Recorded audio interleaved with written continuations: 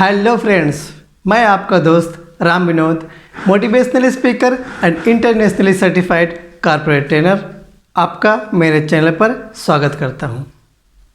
Dear friends, आज हम सीखने वाले हैं SWOT एनालिसिस।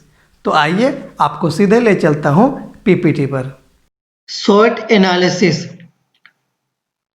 एनालिसिस के इस ट्रेनिंग सेशन में आज हम सीखने वाले हैं कि SWOT एनालिसिस क्या है, इंटरनल फैक्टर कौन कौन से होते हैं, एक्सटर्नल फैक्टर कौन कौन से होते हैं, SWOT एनालिसिस किसे करना चाहिए, SWOT एनालिसिस कैसे करते हैं, SWOT एनालिसिस के क्या क्या फायदे होते हैं और अंत में निष्कर्ष क्या निकलता है वो देखेंगे। SWOT एनालिसिस क्या है? SWOT, ये जो 4 लेटर हैं, ये 4 अलग अलग शब्दों के बारे में हमें बताते हैं। जैसे S से स्ट्रेंथ यानी ताकत या शक्ति, W वीकनेस यानी कमजोरी, O अपॉर्चुनिटी यानी अवसर या मौका, T थ्रेट यानी चुनौती, कठिनाई या मुश्किल।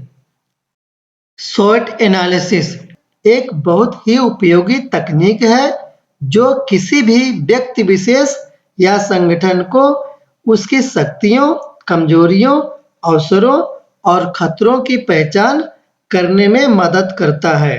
कंपनियां अपने आप को उन्नति के पथ पर बने रहने के लिए इस तकनीक का उपयोग बहुत सालों से करती आ रही हैं और मजेदार बात यह है कि इसका फायदा जितना किसी कंपनी या संगठन को होता है उतना ही एक व्यक्ति विशेष को भी होता है। एक इंडिविजुअल के तौर पर आप इसका उपयोग अपना कैरियर या पर्सनालिटी बनाने के लिए कर सकते हैं और निश्चित ही यह तकनीक आपको बेहतर बनाकर भीड़ से अलग खड़ा कर देगा। अगर हम SWOT एनालिसिस को फैक्टर्स बेस्ड देखें तो इसके 2 फैक्टर होते हैं, पहला इंटरनल फैक्टर और दूसरा एक्सटर्नल फैक्टर। इंटरनल फैक्टर के अंतर्गत आते हैं स्ट्रेंथ और वीकनेस। स्ट्रेंथ फैक्टर वो फैक्टर होते हैं जिस पर हमारा आधिपत्य होता है, यानी इसमें हम मनचाहा बदलाव ला सकते हैं। जैसे हम अपनी स्ट्रेंथ को बढ़ा सकते हैं और अपनी कमजोरियों को दूर कर सकते हैं, उसमें सुधार ला सकते हैं, इसीलिए इसको इंटरनल फैक्टर कहते हैं। एक्सटर्नल फैक्टर में आते हैं अपॉर्चुनिटी और थ्रेट्स।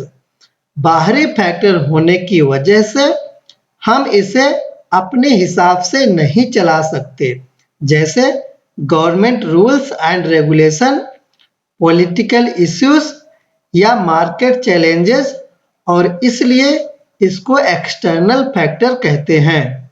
यदि एक ऑर्गेनाइजेशन या संगठन को ध्यान में रखकर देखें कि उसके इंटरनल फैक्टर्स कौन कौन से होते हैं तो वो इस प्रकार से हो सकते हैं, जैसे ह्यूमन रिसोर्सेज यानी कंपनी में काम करने वाले स्टाफ और वर्कर। फाइनेंशियल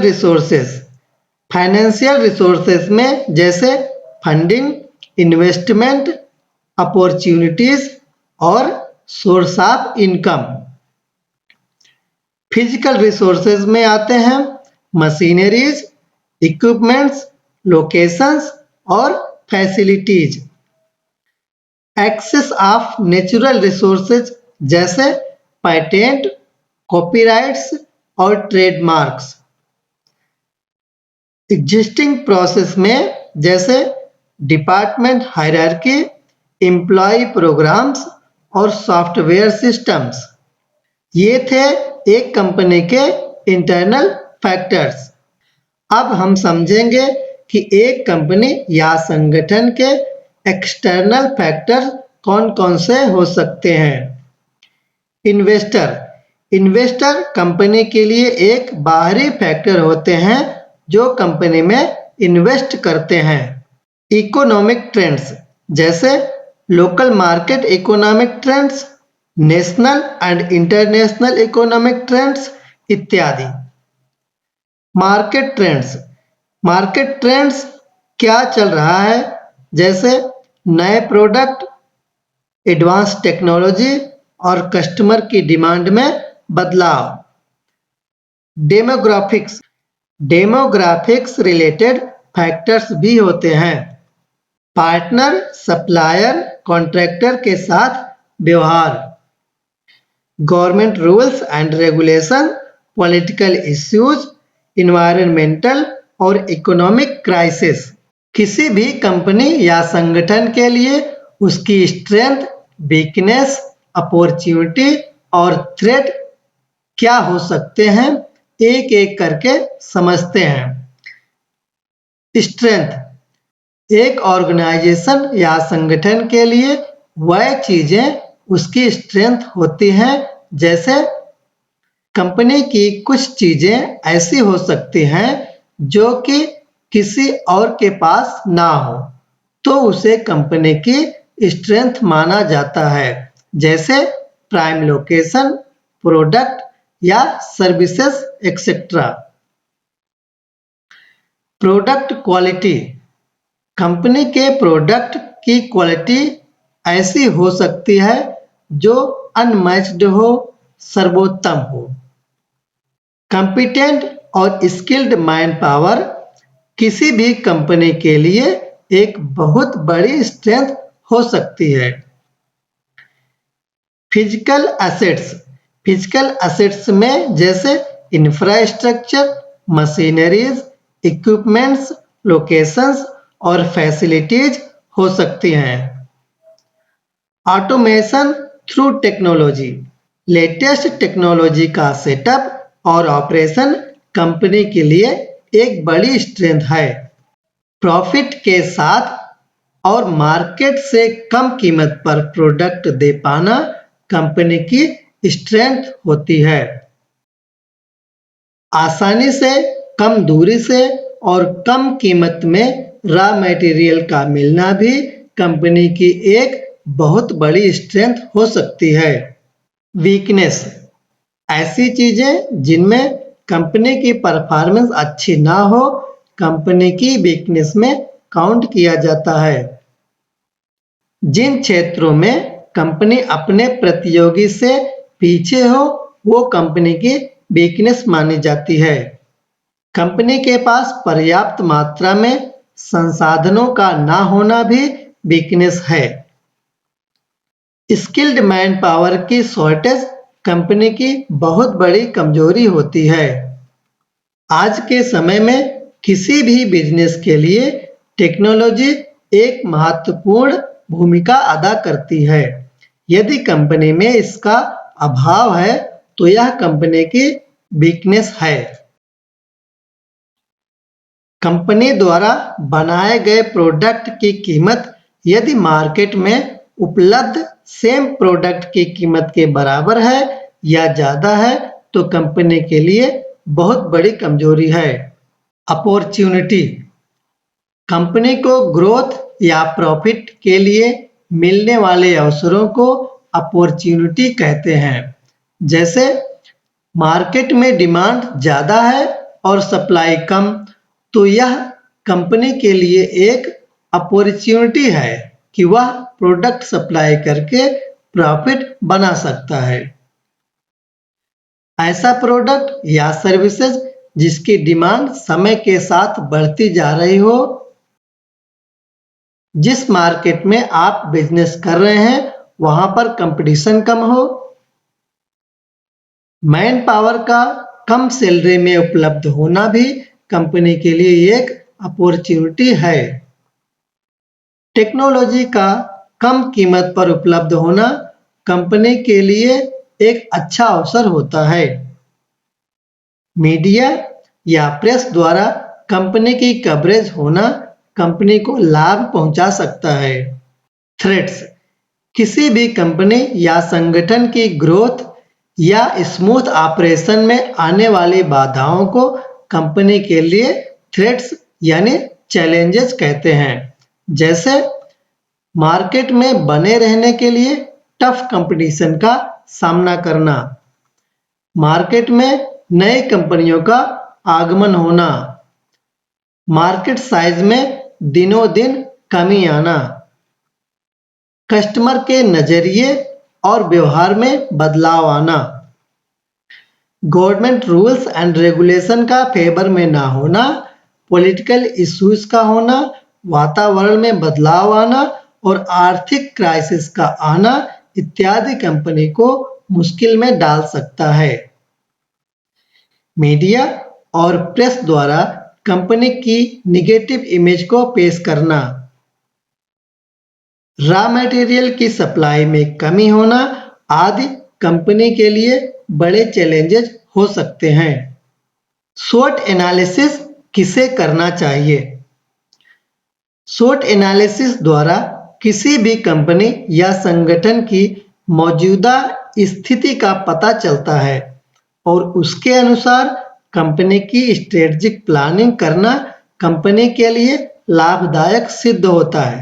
इसलिए एक निर्धारित समय पर SWOT एनालिसिस किया जाना चाहिए, परंतु कुछ विशेष स्थिति में इसका प्रयोग अवश्य करना चाहिए, जैसे नया बिजनेस शुरू करने के लिए, नया प्रोडक्ट लॉन्च करने के लिए, वार्षिक या अर्धवार्षिक अंतराल पर SWOT एनालिसिस किया जाना चाहिए, बिजनेस स्ट्रेटजी में बदलाव लाने के लिए, बिजनेस के लिए नए स्थान के चुनाव के लिए, वैकेंट पोजीशन पर भर्ती करने के लिए, प्रोफेशनल, स्टूडेंट्स और व्यक्ति विशेष को अपनी ग्रोथ सुनिश्चित करने के लिए SWOT एनालिसिस करना आवश्यक होता है। SWOT एनालिसिस कैसे करें? कंपनी या संगठन में SWOT एनालिसिस करने के लिए लीडर अपने सभी फंक्शनल हेड को इनवाइट करें। SWOT एनालिसिस के लिए किए जाने वाली ब्रेनस्टॉर्मिंग के बारे में पूरी जानकारी दें और संबंधित संसाधनों को प्रदान करें। बोर्ड पर SWOT एनालिसिस का ग्रिड अवश्य बनाएं। अब एक के बाद एक इस तरह से चारों ग्रिड को पूरा करें। ब्रेनस्टॉर्मिंग के दौरान ग्रिड से संबंधित प्रश्न पूछते हुए आगे बढ़ें। पार्टिसिपेंट्स के आंसर यानी उत्तर लिखित में लें। प्राप्त सभी आंसर्स को कैटेगरी वाइज सॉर्टिंग करें। अब गैप को आइडेंटिफाई करें और उसके अनुसार सुधार लाने के लिए एक्शन प्लान तैयार करें और उसे एग्जीक्यूट करें। SWOT एनालिसिस के फायदे क्या क्या होते हैं? SWOT एनालिसिस द्वारा कंपनी उन कारणों को जानने में सक्षम होती है जो असफलता के कारण होते हैं। इससे इस बात का भी पता चलता है कि लक्ष्य को हासिल करने के लिए आपको क्या करना चाहिए। यह आपको ग्रोथ के लिए अवसरों के साथ साथ आने वाली बाधाओं के बारे में भी अवगत कराता है। यह आपको उन कमजोरियों के बारे में भी बताता है जिनमें सुधार कर आप सफल हो सकते हैं। यह आपको दूसरों से अलग और आगे लाकर खड़ा कर देता है। इससे यह भी पता चलता है कि किन क्षेत्रों में आपकी पोजीशन मजबूत है। इससे आपको गैप का पता चलता है जिसे पूरा करके आप ग्रोथ की तरफ बढ़ सकते हैं। निष्कर्ष, और फाइनली हम इस निष्कर्ष पर पहुंचते हैं कि कोई भी कंपनी, संगठन या व्यक्ति विशेष SWOT एनालिसिस के द्वारा अपने असीमित पोटेंशियल को जानकर और सफलता को प्राप्त कर सकता है। इस एनालिसिस से आपकी स्ट्रेंथ का पता चलता है, जिसका प्रयोग सही समय पर आप अपने फायदे के लिए कर सकते हैं। इस एनालिसिस द्वारा आपको आपकी कमजोरियों, आने वाली बाधाओं के बारे में पहले से पता चल जाता है और आप इन समस्याओं का हल आसानी से निकालने में कामयाब हो जाते हैं। यह एनालिसिस आपको उन अवसरों के बारे में बताता है जिनको आप सही रणनीति द्वारा अपने फायदे में बदल सकते हैं। SWOT एनालिसिस का प्रयोग किसी भी संगठन, संस्थान, प्रोडक्ट, प्रोसेस, प्लेस और व्यक्ति विशेष इत्यादि के लिए किया जा सकता है। Thank you. मैं आशा करता हूँ कि अब तक आपको SWOT एनालिसिस की पूरी जानकारी हो गई होगी। फिर भी यदि कोई डाउट है तो वीडियो को दोबारा देखकर अपने डाउट को क्लियर कर सकते हैं। यदि इस वीडियो से आपको लर्निंग हुई है तो लाइक करें, शेयर करें अपने दोस्तों के साथ। यदि आप मेरे चैनल पर नए हैं तो चैनल को अवश्य सब्सक्राइब कर लें और बेल आइकन को ज़रूर दबा दें ताकि मेरे आने वाली सभी वीडियोस का नोटिफिकेशन आपको मिलता रहे। वीडियो देखने के लिए, चैनल को सब्सक्राइब करने और अपने दोस्तों से करवाने के लिए आप सभी का बहुत बहुत धन्यवाद।